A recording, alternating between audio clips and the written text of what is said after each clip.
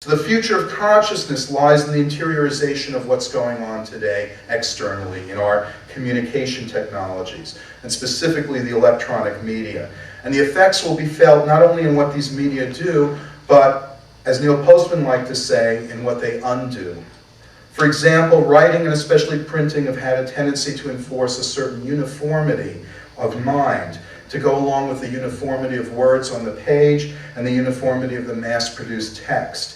Our new media environment is characterized by a kaleidoscope of technologies, by a heterogeneous mix of oral, literate, visual, and tactile modes of communication and perception.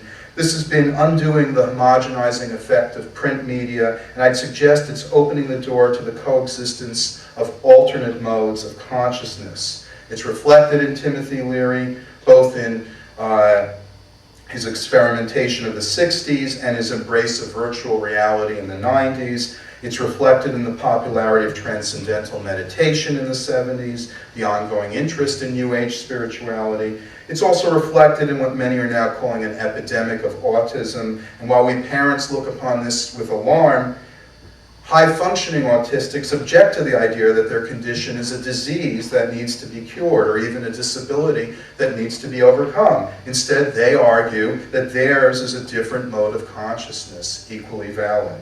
So although we may find a greater variety of consciousnesses in the future, it's also true that not all will survive. Certainly it seems that the tribal consciousness of oral cultures will continue on its march to extinction in the face of advancing technologies.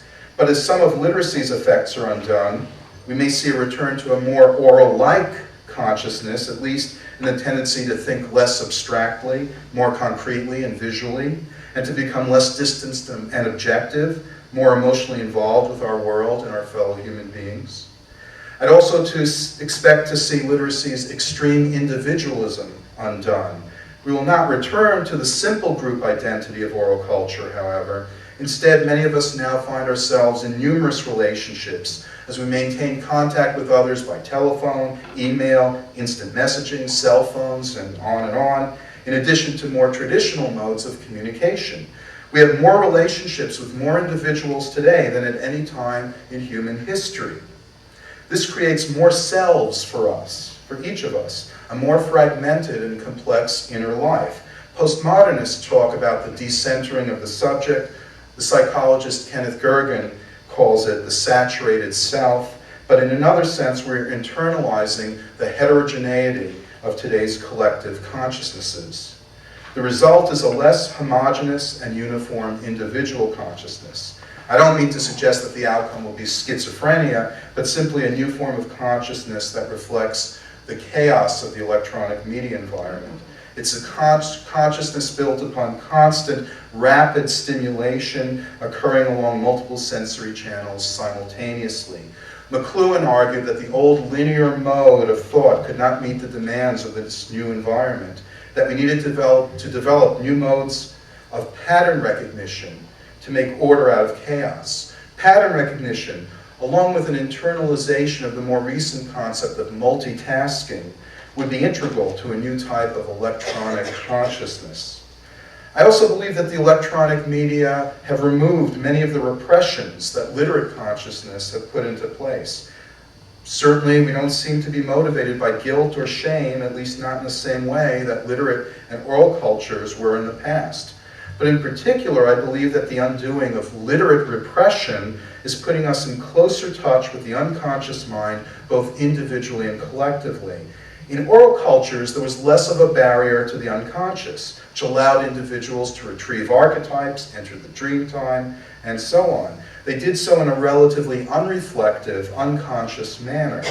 Now, having strengthened the conscious mind through literacy, we can now use the electronic media to engage the unconscious in a self-conscious manner. It's like our whole culture is going through psychoanalysis. We're continually exposed to our dreams and our nightmares through television, film, and the internet. We're discovering that there are many more monsters from the id out there than we ever suspected. But we're confronting them with full awareness. I therefore think it's possible that we may find a way to integrate the conscious and unconscious minds, to embrace and absorb the shadow, the anima and animus, as Carl Jung referred to the components of the unconscious.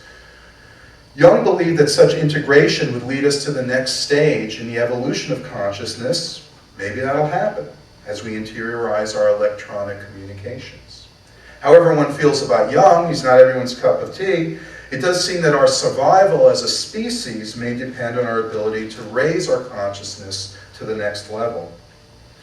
The evolution of consciousness is not a job for some lonely mystic on a mountaintop. Rather, we're all in this together, not just as passengers on Spaceship Earth and citizens of a global village, but as part of a collective consciousness, more interconnected than ever before. We're rapidly approaching the point where we'll be online all the time and wherever we go.